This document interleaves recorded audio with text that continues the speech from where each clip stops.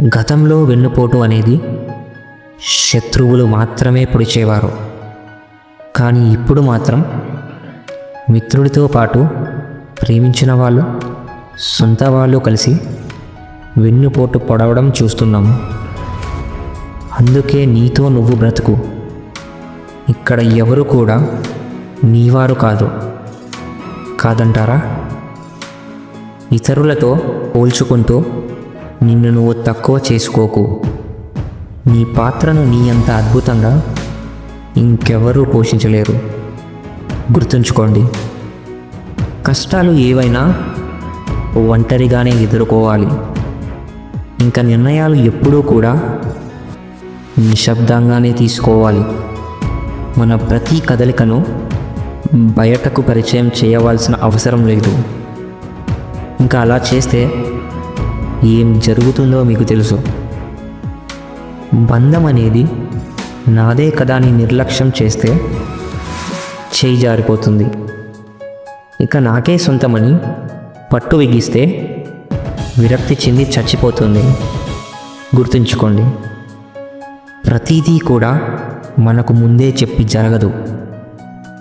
తప్పించుకునే అవకాశం అనేది అస్సలు ఉండదు.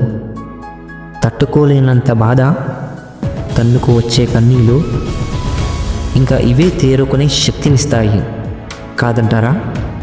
జీవితంలో అన్నీ కోల్పోయినప్పుడు కోల్పోయిన వాటి గురించి ఆలోచించడం దేనికి? ఇక నుండి ఉన్న వాటి గురించి ఆలోచించడం మొదలుపెట్టు. ఇక ముందు కోల్పోకుండా ఉంటావు. మనిషి కోరుకున్నది ఏదైనా పొందలేకపోతే ఎంతో బాధపడిపోతాడు. కానీ కోరుకున్నది సులభంగా లభిస్తే దాని పట్ల నిర్లక్ష్యంగా ఉంటాడు కాదంటారా? పశ్చాత్తాపం ప్రకటించడం అనేది దీనంగా క్షమాపణలు అడగడంలో ఉండదు, ప్రవర్తన మార్చుకోవడంలో ఉంటుంది. గుర్తుంచుకోండి, నిన్ను వదిలించుకోవడానికి తాను ప్రయత్నిస్తున్నప్పుడు తాను లేకుండా బ్రతకడానికి నువ్వు ప్రయత్నించు. అర్థమైందా? అందరినీ విమర్శించేవారు ఎప్పటికీ మనశ్శాంతిగా జీవించలేరు. కానీ అందరినీ సరదాగా పరామర్శించేవారు నిత్య నూతన ఆనందంతో జీవిస్తారు. స్నేహం, ప్రేమ అనేవి దీపం లాంటివి. వెలిగించడం చాలా సులభం, కానీ ఆరిపోకుండా కాపాడుకోవడంలోనే ఉంటుంది అసలైన గొప్పతనం. గుర్తుంచుకోండి, నీ జీవితాన్ని ఎవరితోనో పోల్చుకోకు. ఎందుకంటే సూర్యుడు, చంద్రుడు పూర్తిగా వేరువేరు. ఎవరి సమయం వచ్చినప్పుడు వారు ప్రకాశిస్తారు. ఎవరి విలువ వారిది కాదంటారా? అనుమానాలు పెట్టుకుని అడ్డుకట్టలు కట్టుకోవడం కన్నా అసలు విషయం అడిగితే నువ్వు పడే అనుమానం నిజమో కాదో తెలుస్తుంది కదా. కోపం వస్తే కొన్ని రోజులకు తగ్గిపోతుంది. అదే అనుమానించుకుంటూ ఉంటే మనశ్శాంతి అయిపోతుంది. అలాగే మీ యొక్క బంధం కూడా పోతుంది.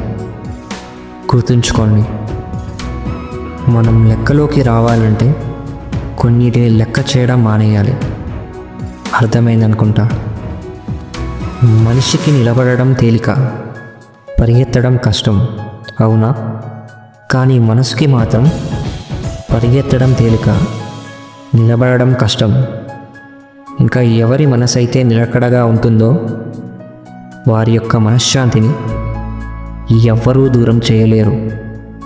గుర్తుంచుకోండి, ఈ ప్రపంచంలో కనిపించే నిజాల కంటే వినిపించే అబద్ధాలకే విలువ ఎక్కువ కాదంటారా? ఈ కాలంలో నమ్మే అంత మంచివారు లేరు, అలాగే నటన రాని అమాయకులు లేరు. జాగ్రత్తగా ఉండండి. గుర్తుంచుకోండి, ఒంటరిగా ప్రయాణించే వారికే బలమైన రెక్కలు ఉంటాయి. అర్థమైందా? పంచదార తీయగా ఉందని ఎక్కువగా తినడం ఆరోగ్యానికి హానికరం. అలాగే మనుషులు మాటలు తీయగా ఉన్నాయి అని నీ బలాన్ని నీ బలహీనతని అన్నీ పంచుకోవడం కూడా నీ జీవితానికి హానికరమే. ఎందుకంటే నువ్వు అనుకున్నంత మంచివారు ఈ ప్రపంచంలో ఎవ్వరూ లేరు. గుర్తుంచుకోండి.